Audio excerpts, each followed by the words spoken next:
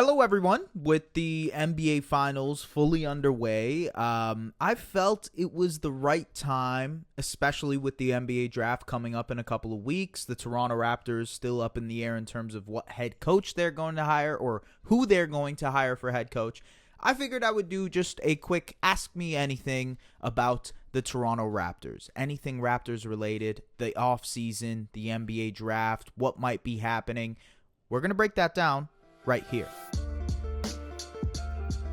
All right, so first question comes from Pascal Propaganda, who says, who's your favorite almost Raptor ever?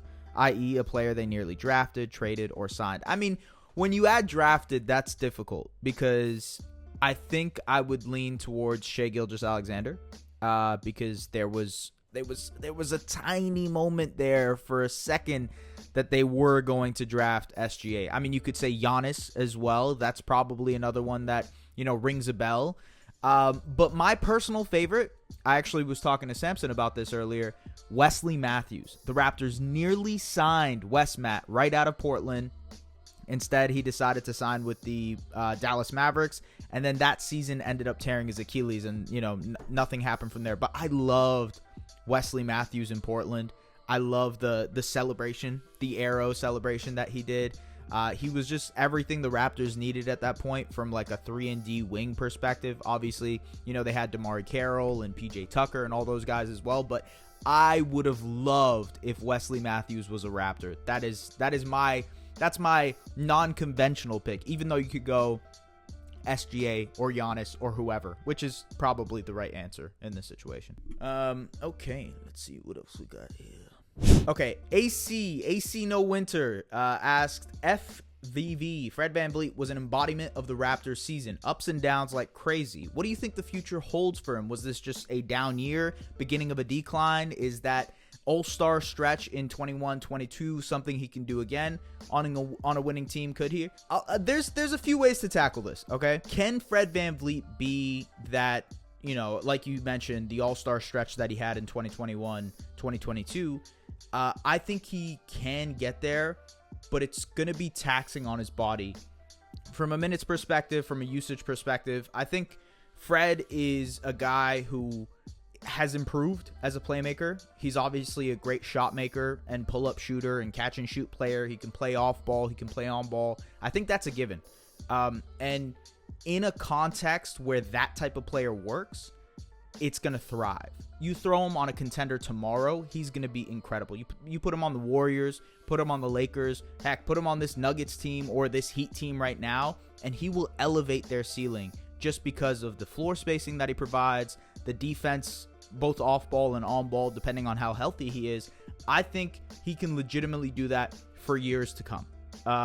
When it comes down to, can he be the guy on a team, on a playoff team like the Raptors or a team in general like Toronto? I think that's a bigger question to ask about how much mileage you're going to be putting on his body and his knees. He obviously has had a number of lower body injuries, knee issues, etc., etc. And if you're signing on to him long-term to be that guy for you, to be the guy that's going to be pushing 36, 37, 38 minutes, then that becomes a little bit of a worry. And I think that's when you start to think, hey, is this the beginning of a decline? Is this something that, do we want to invest in a player that's, I believe, 29 or 30 years old and sign him through essentially the rest of their career? I think the Raptors would want to re-sign a guy like Fred VanVleet. I think that is the direction that they want to go. And that was evident at the trade deadline because there were options out there at the deadline to move him.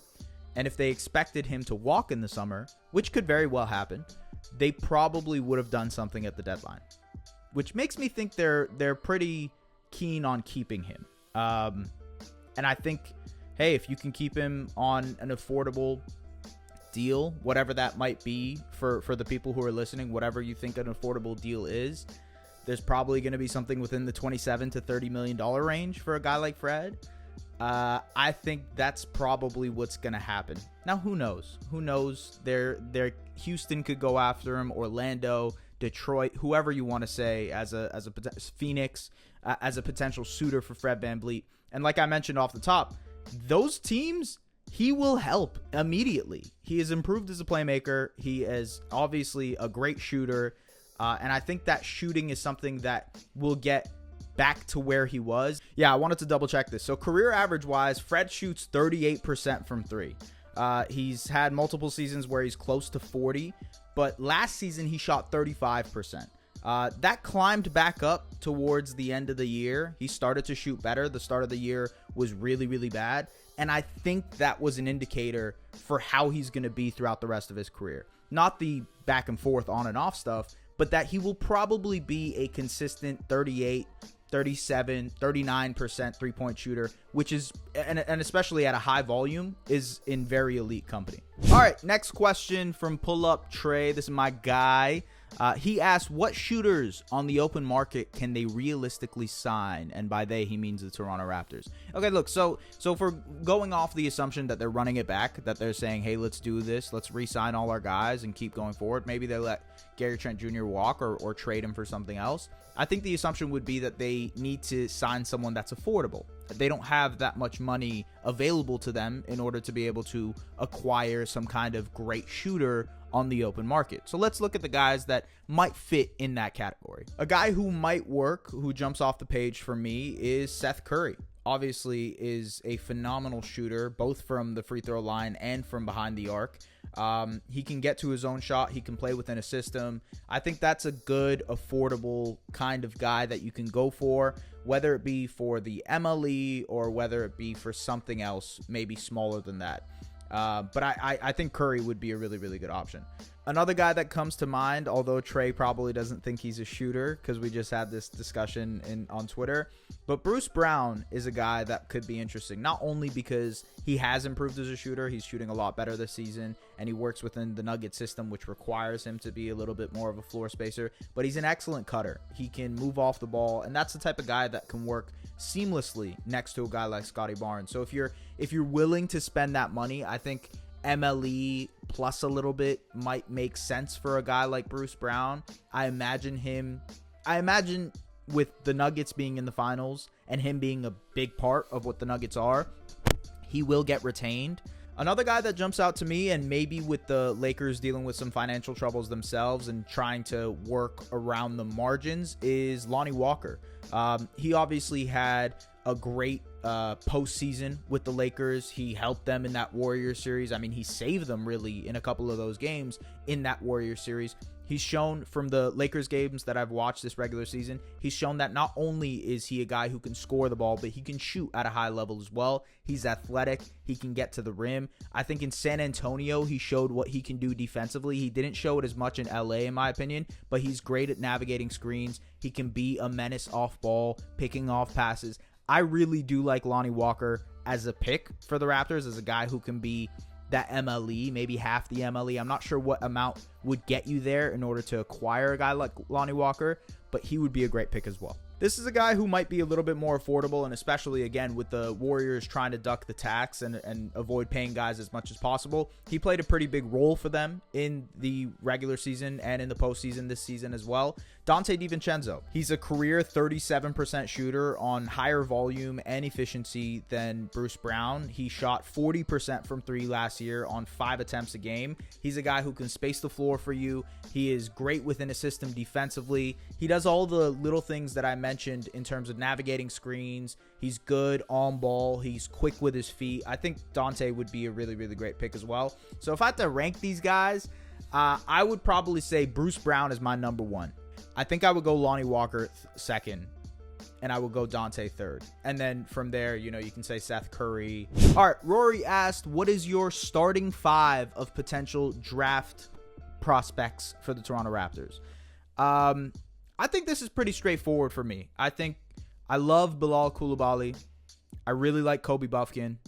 Big fan of Keontae George. I'm a Nick Smith believer, Nick Smith Jr. believer. And then my 5th guy, I mean, if Cason Wallace is there or Grady Dick is there, I'm taking those guys as well. But I just don't know if those guys will be there at 13. I feel like they get taken beforehand. But the guys that I'm pretty comfortable with if the Raptors were to draft, Bilal Coulibaly, who is like this wing type player, makes plays in the open court, great defensively. has shown that he can be a little bit of a shooter as well. I think the Raptors can, trust in their shooting development as they've always have to develop a guy like that. He is a little bit more of a project, but I think he's a guy that I would bet on. Kobe Buffkin, Michigan guy, great floor general type. He can see the floor well. He makes plays. He gets downhill. He is quick. And I think he's a really, really good two-way guard that can help them if they decide to rebuild or if they decide to run it back. I think he's a guy who can kind of slot in almost immediately, in my opinion, and be effective in a limited role or maybe even a bigger role if they decide to rebuild. Keontae George has a lot of comparison. A lot of people compare him to like a Devin Booker type. I see what they're saying. I think George is a little bit smaller than him, so we'll see how the separation works, how he creates his own shot in a professional league. But I think that's a guy that I'm really interested in as a shot maker for the Raptors. I mean, they can use all the creation juice they can get at this point. So yes, Keontae George is a guy that I would look at as well. I mentioned Nick Smith Jr. And I love his game. I think he's a great two-way guard. Yes, there are some issues with his offensive game. There's going to be questions about his offensive game, his limitations on that end. But I think defensively, he looks like he can be a stud, and that fits the system of the Raptors. Same thing applies to Cason Wallace, by the way, who is, a defensive juggernaut by all accounts, but has some questions offensively. And typically the Raptors have sort of bet on their own development to be able to mold guys like that into offensive guys. I'm not sure if that's the way they lean again, but that's probably what I would go. And Grady Dick, I don't think Grady Dick will be available. I think he probably goes in the top 10. But he's just, he's an all-around wing. He can space the floor. He is a perfect fit next to Scotty Barnes as a floor spacer, a guy who's, can kind of crash the glass with them, dribble handoff guy. I think he can be a average to good defender in the NBA once he fills out a little bit more. That's my spiel on draft targets, but those are my guys, in my opinion. Okay, Nassim Ali said, what offensive sets / plays would you implement to maximize the roster as it currently stands? I could go for a while on this one. I think the consensus I have is that in order to maximize this roster as it currently stands, assuming they run it back, is I think I would implement more dribble handoff actions with Scotty Barnes so that, you could run a lot of Chicago stuff. And they do. The Raptors do run a lot of Chicago. They run a ton of dribble handoffs. But I think finding ways to get Scotty being the initiator as the dribble handoff hub, maybe as a post hub, these are the type of things that I would try to get them to maximize on. There's another one that, shout out to Hoop Goose, by the way. Hoop Goose is great at this type of stuff. But there's this play that the Pelicans run for Zion, which is sort of a curl to get to the basket.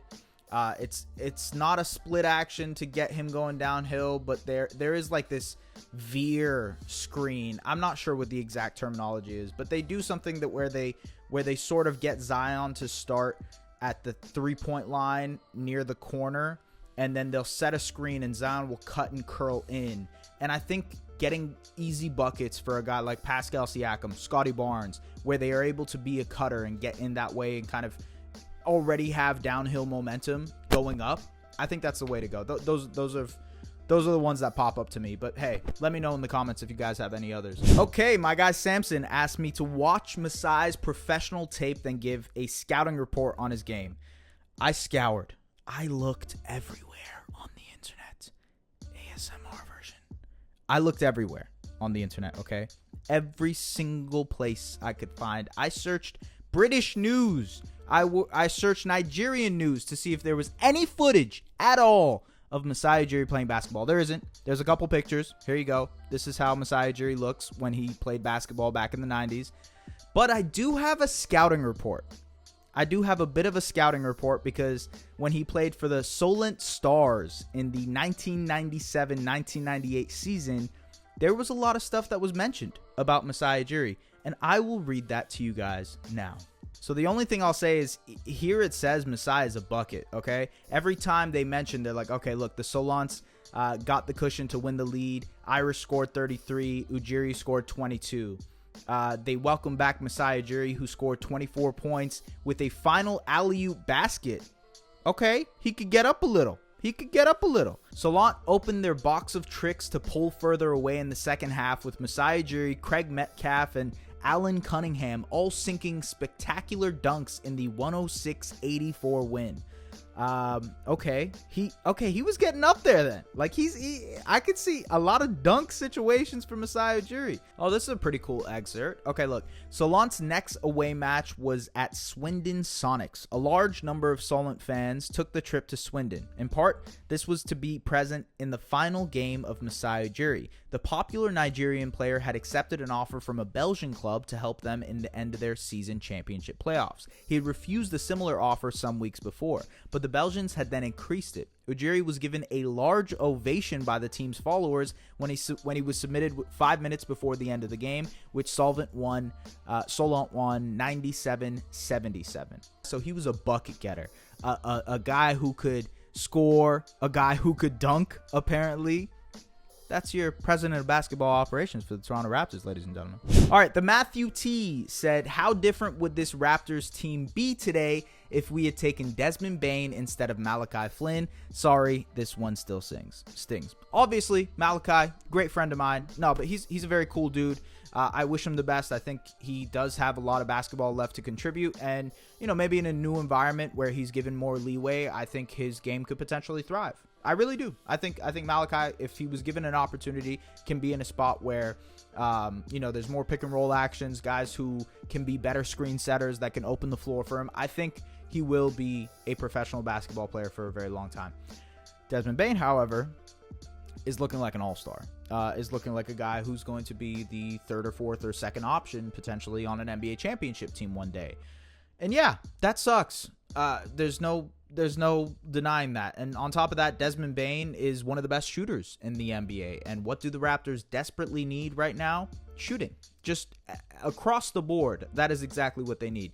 In fact, Desmond Bain is genuinely the exact type of player the Toronto Raptors need right now. So yes, it stings, it hurts, it sucks, but there are so many other oh my god, we could have drafted him moments in Toronto Raptors history that I feel like this one doesn't add up. Like the LaMarcus Aldridge one from a really long time ago, Andre Iguodala from a while ago. There's ones, the Giannis's, the Shai Gilgeous-Alexanders of the world. The Raptors have had a lot of opportunities in the NBA draft. The woulda, coulda, shouldas.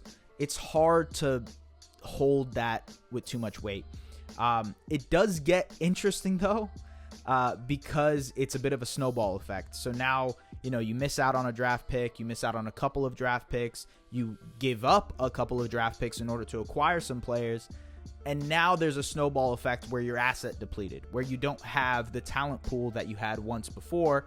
And this is where the Raptors are positioned right now. So it gets tricky when you don't have that flexibility anymore. And it's easier to look back and say, Nabil Paktak asked me, rank cheesecakes by comparing them to NBA players. Okay, I'm going to pull up a list of cheesecakes. All right, I'm here on edible arrangements showing me the different types of cheesecakes. The first type of cheesecake is a birthday cheesecake. Oh, who could be a birthday cheesecake? Birthday cheesecakes are wonderful, different colors. They're rich in flavor. They're extra sweet. I think they have a level of, childishness to them. When I think of birthday cake, I think of when I was a kid, and who has that childish demeanor in the NBA. You know what? I think birthday cake cheesecake kind of reminds me of Scotty Barnes in a lot of ways. That childish demeanor, the silliness, that comes out in his game, but also it packs a nice punch. So I like it. Yeah, I'm going to go Scotty for birthday cheesecake. Okay, pumpkin cheesecake. I've never had pumpkin cheesecake, but I'm slightly intrigued. Pumpkin cheesecake, okay, clearly has a little bit more of a savory taste to it. It's obviously sweet, but you gotta, it's more of a seasonal thing. It only hoops in the fall. So maybe pumpkin cheesecake is like James Harden. I don't know, shows up for one season. Yeah, this sounds mean. Damn. New York style cheesecake, the classic. Ugh, it's just every time goes down. Oh, it's just amazing, ladies and gentlemen. New York style, if you don't know, it's just like a regular style pizza. They do pizza. See, I'm a big boy. But what I would say, who would be the comparison for a New York style cheesecake, which is the classic? A New York style cheesecake is the classic. Who's the comp? Who's a classic? It's the GOAT. Yeah, I think New York style cheesecake is LeBron. Yeah, it's the GOAT. It's the classic. Can't go wrong with it. Yeah, LeBron. All right, chocolate cheesecake. Chocolate cheesecake is rich. It's creamy. It's too much at times. You can't have too much of it. It's a little bit of an overdose. Like, it's overwhelming. What I think of when I think of overwhelming and rich and too much at times. Maybe too much is too much. Dylan Brooks. Chocolate cheesecake is Dylan Brooks. Key lime cheesecake. I'm not going to lie to you folks. I've never been a fan of key lime anything. I'm not sure why you would do lime stuff when it comes to cheesecake. It's just a mix of flavors that I don't understand. Okay. But key lime cheesecake. I don't know. I really don't know. I'm just not a fan. It's like a tart and a sweetness to it. It's like a bit of both. It has the contradictory flavors. Some days I guess it's good. Some days it's not. But lime slices on the top, that's just nasty to me. You know, what gives me that disgusting look in the NBA? Just the mean mug. Has to be something that's nasty. Ugh. Yuck. All right, the next question comes from Hoop Goose, my guy. He says, do you see anything in the playoffs that changes how you think about basketball? There's a lot. Actually, I think this playoff run has been very, very eye-opening for me. I think the first thing that pops out is the importance of winning the possession battle and how teams are able to jig that by winning offensive rebounds, by forcing turnovers. A lot of the things that the Raptors want to do, but they just don't have that second element of that, which is you need to be a great shooting team. You need to be a good offensive team to make those extra possessions worth it. I think winning the possession battle is super, super important, especially come playoff time, because every possession matters so much more. The other thing is, with the Nuggets run, it's sort of put into the question of how much you need an elite defense. Maybe this postseason is just a one-off, but the fact that they are one of 4 teams in NBA history to be a bottom 20 defense to make it to the NBA Finals and potentially be NBA champions, it makes you wonder how sustainable that is. And also how you can emulate that if you're a team, how replicable it is to build a team like the Nuggets. It's hard because you need a 2-time MVP like Nikola Jokic, who is unbelievable and unguardable in the offensive world. But I think it makes you question, does defense really win championships? The truth is, if you look at history, defense does matter so much. And I think the Nuggets are a better defensive team than their rating suggests. But at the same time, you sort of question if it's less about these historical rules like defense winning championships or, there's only one eye in team, etc. These type of things. Like, how much does that type of stuff really matter versus you just having the proper context, proper situation, and some luck, to be honest with you, to get to the point where you're in the NBA Finals and winning a championship? I think before, also, I always had this idea that younger teams have big windows, large windows, and I'm starting to come around on the idea that they actually don't. What the Warriors did was really rare, and I don't think we'll see that, especially with this new CBA. And it makes me wonder how small of a window teams like the Grizzlies, the Pelicans, the Thunder in a couple of years, the Magic in a couple of years will have to get to the point where they want to. Because not only do windows shut very quickly in terms of how you can get to that point, but teams get expensive. It gets harder to sell ownership and front office and whatnot on continuing to bring back this exact type of team. We're seeing that with the Celtics now, who have gotten to the conference finals a bunch of times and have made it to the NBA Finals and are a very successful franchise over this last 5 or so years.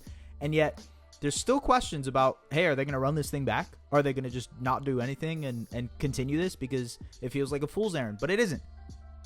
It's just that it's getting more expensive with Jaylen Brown and Jason Tatum and the Supermax situation and whatnot. So I've changed how I perceive windows in the NBA. They're so much smaller than I thought. There isn't a large window even for young teams. Sadly, nowadays, especially with the new CBA, it just makes it really, really hard to be a good young team that has these up-and-coming stars, and then very quickly it becomes how expensive is this young team and how quickly things can change in the NBA. I think that's the one thing that has caught my mind as well. All right, one more. We got two more questions. Halima asked, do you think the coaching hire will indicate a direction choice? Yes, I've said this before. I've said it on the podcast. I really do think that whoever they hire as a coach will at least be a hint at where they might go. From the guys that we have seen, the finalists, if you will, Sergio Scariolo seems like a guy that they would run it back with. He has experience with the roster. He has relationships with the existing roster. He knows guys like Fred, Pascal, OG, etc. He's been with the team before. Feels like a guy that they would want to run it back with. That's just what gives me the impression there. Kenny Atkinson, I feel like you could go both ways. I feel like Kenny Atkinson is great at developing guys. He's been a player development guy for multiple teams. Maybe they want to go in the rebuild direction. He is great at rebuilding a culture. We saw it with the Brooklyn Nets. But also, his experience, what he's done throughout the league, makes it seem like he could also be a candidate for running it back. So Kenny is a guy I would probably say can probably do both. Jordi Fernandez on the other side, I think would be more of a rebuild, retool type of guy. You are signing him on to build him as well as the roster together so that they can, kind of be on the come up together. And I think, what he's done, the defensive stuff that he's done for Sacramento, he's been a part of the Nuggets coaching staff. He's been a part of the Cavs player development stuff. So as a rebuild guy, makes a lot of sense. And especially the Nuggets being next to and close to Nikola Jokic, which is a guy who I think Scotty Barnes can somewhat emulate. Not to the same degree, obviously, don't kill me. But I think that's a good note to have moving forward in a rebuild, if you will. All right, next question comes from Love. She says, optimism about the Raptors in whatever they choose, in whatever direction they choose. And the final question comes from Kai. Kai French Fry, Mackay Bruce, Raptors Republic aficionado. He asked me, do you want to rebuild or run it back? Ain't that the question of the hour? Look, man, I think it comes a time where you just need something different. And I don't mean to be grim, but we've seen this iteration of the Raptors, and it's unfair to them because it's been a tough couple of years between Tampa Bay, between no fans, between some of the injuries that they've had to deal with. So they have gotten the short end of the stick, but at the same time, it feels like they're capped out at a certain ceiling. They're capped out in terms of how good they can actually be. They're probably at their best going to be a 4-5 seed in the Eastern Conference. They probably give a contender a good run for their money in a second round series or a first round series. But is that enough with how expensive the roster is getting? I've mentioned Fred VanVleet is a free agent, Jakob Poeltl, Gary Trent Jr. Let's say you re-sign all those guys, right? And then on the other side, you have to extend Pascal Siakam and OG Anunoby. Now the price tag for the team gets really expensive. And oh, by the way, you have a pick out the door in 2024, so you don't have that much flexibility to move more picks to acquire guys. And oh, by the way, you're pressing up against the luxury tax. And, with the new CBA coming up, there's going to be apron, kind of implications depending on what you can do that will limit your flexibility. So adding to this core will be even more difficult. And oh, by the way, you have extensions for Scotty Barnes and Precious Achiuwa coming up very soon. And even after that, Christian Koloko. I just think it's getting too expensive to deal with this specific team. I would be more open to making some kind of change here. Not just hiring a new coach and, saying, hey, let's run it back. Let's try it again. Because I feel like that's a fool's errand. And especially it's a fool's errand with a large price tag. Like, it's getting too expensive to keep this team going for what the eventual ceiling of this team is, if that makes sense. I don't think they should rebuild either, though. I think a full teardown is hard to get out of. And by full teardown, I mean letting Fred walk, letting Gary walk, or maybe re-signing Gary, trading Pascal, maybe even trading OG, even though I think he would be part of a rebuild, in my opinion. But doing that would send you back a long way. And you don't have that 2024 pick. So being bad next season is a risky business, especially because it's top 6 protected. So you don't know whether you're retaining that pick or not. And then if you retain that pick, you still owe a pick in 2025. And then if you don't, then you also owe it. If it doesn't convert, then you still owe it in 2026. So that limitation right there makes it a lot harder to say, hey, let's tear it down. Let's just suck next season and let's suck for the next few seasons. The other side of that, you never know when you are on the other side of a rebuild. I just talked to 2 Pistons, aficionados, people who cover the team, and they've been in a rebuild for a while, man. Like, they were in the mud for a very long time. 17-win seasons, 20-win seasons. It is tough to cover a team like that from a fan perspective. It is tough to be a fan of a team like that. And team interest, just fan interest in a team like that dwindles. It goes down. People aren't as interested anymore when your team isn't as good, especially in Toronto, especially in a market like Toronto where people's interest become heightened when a team is good. You see that happen to the Blue Jays. You see that happen to the Maple Leafs. You see that happen to the Raptors. It's just the way it goes in this city. So for them to decide to rebuild, especially given the amount of money that they've lost in Tampa and the no fan seasons, I would be shocked if they decide to tear it down. Does that mean that I think they won't shake it up? No, I think down the middle is something that they could do, which is like, hey, maybe you move OG Anunoby to get those 3 or 4 rotation pieces, maybe guys on rookie deals that you can work towards, and they can be part of that next core if you decide to rebuild later down the road. Hey, maybe we move Pascal Siakam, but we get a solid, starting guard like an Anthony Simons who can help you be competitive next season, and you get some rotation pieces like a Naz Little. You obviously get Scoot Henderson, which is a huge piece for a rebuild that makes things make sense. Yeah, I think those type of things make more sense than just completely tearing it down. So something in the middle, in my opinion, is what I think should happen. Will that happen? I've sort of outlined it before, but I think MLSE is in the business of wanting to be a playoff team right now, especially with the amount of money that they've lost in the Raptors side of things from Tampa, from the no fan seasons. I think they want that money back. And I imagine that puts pressure on the Raptors front office to keep this team competitive. So, yeah. Do I think they run it back? I think they do. Do I want them to?